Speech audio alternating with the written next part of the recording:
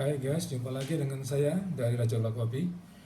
Kali ini saya akan coba cerita pengalaman saya ketika membeli kulkas untuk kebutuhan dan keperluan di kedai kopi. Karena kami sangat membutuhkan sekali kulkas tersebut yang akan kami gunakan untuk menjual kopi susu dan kopi-kopi yang berhubungan dengan susu dan lain-lainnya juga.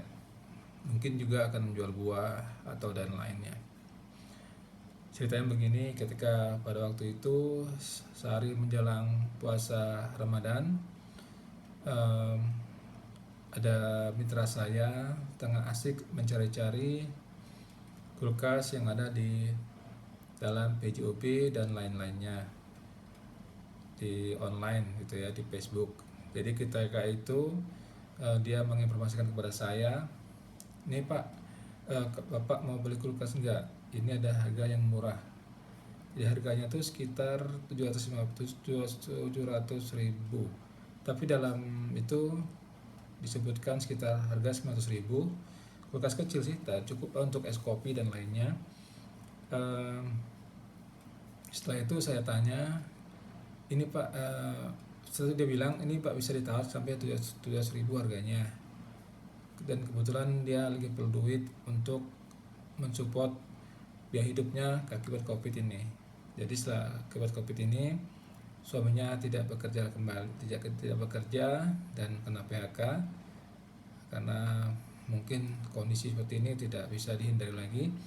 Jadi ya semua efek COVID-19. Jadi setelah itu ya udah, kebetulan saya nggak punya duit banyak gitu. Kebetulan terasa sekali emang efek COVID ini terasa juga di usaha saya di bidang kopi. Tapi ya omset menurun sekitar 50%, hampir 60% juga. Tapi alhamdulillah saya masih kerja, jadi mau bisa survive usaha saya ini. Tapi belum tahu, kita lihat sih perkembangannya. Jadi kembali lagi kita ke cerita awal tadi mengenai membeli kulkas. Jadi setelah itu saya cek tabungan saya dan saya lihat kondisi keuangan saya cukup minim dan terlihat hanya sekitar 600 ribu. Dan saya punya rencana untuk balik ke Duri karena saya akan kerja lagi, tapi nampaknya saya nggak balik ke Duri karena rasanya minta saya untuk kerja di rumah saja di Pekanbaru ya, WFH, karena kondisi COVID ini cukup fatal kalau bila kami harus bolak balik ke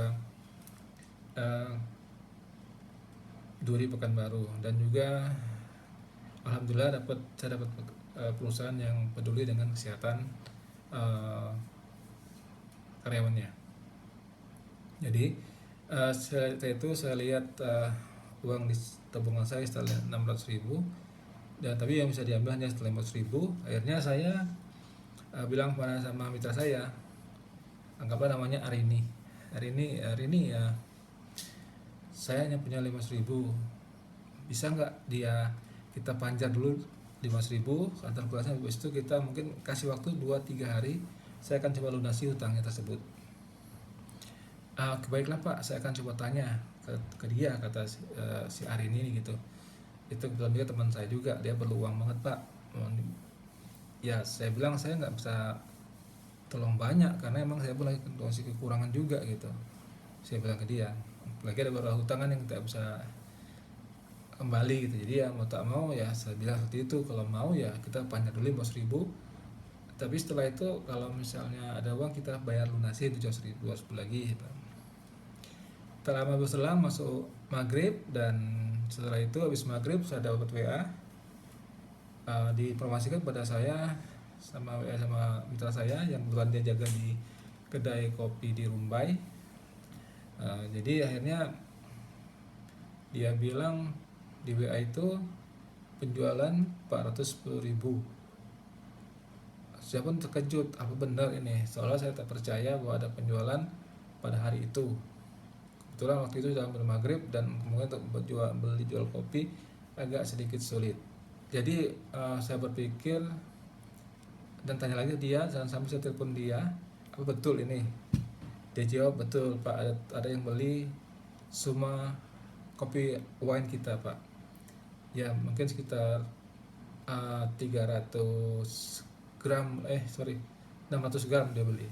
Jadi totalnya sekitar 410.000 lah semuanya. Ya udah alhamdulillah saya bilang. Terus itu setelah itu dia ya udah hubungi aja saya bilang. Hubungi yang pinjol kos itu, bilang kasih aja 750.000. Kan dia mau antar juga, jadi kasihan. Akhirnya alhamdulillah akibat niat baik kita untuk membantu sesama dan juga karena kita butuh dan perlu, ada yang beli kopi dengan nilai 400.000 lebih, dan sehingga saya pun yang punya kedai kopi kecil-kecilan itu terbantu kan dengan adanya kulkas terbantu. Jadi saya bisa, saat ini saya sudah jualan es kopi juga di kedai kopi kami, dan juga ibu temannya Arini itu juga terbantu dengan penjualan kulkasnya ke kami.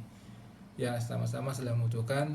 Saya tidak tahu apa ini efek domino atau dari saling membutuhkan antara satu si A, si B, si C, pembeli kopi, penjual kulkas dan membeli kopi, dan tidak tahu berikut seperti apa lagi. Jadi intinya dalam cerita ini adalah sekitar sharing bahwa Allah itu memberikan rezeki kita tanpa kita sadari. Dan bahas kita berdoa sama Allah, insya Allah apa yang kita inginkan ataupun yang kita doakan insya Allah terkabul. Yang penting niat tulus untuk membantu sesama.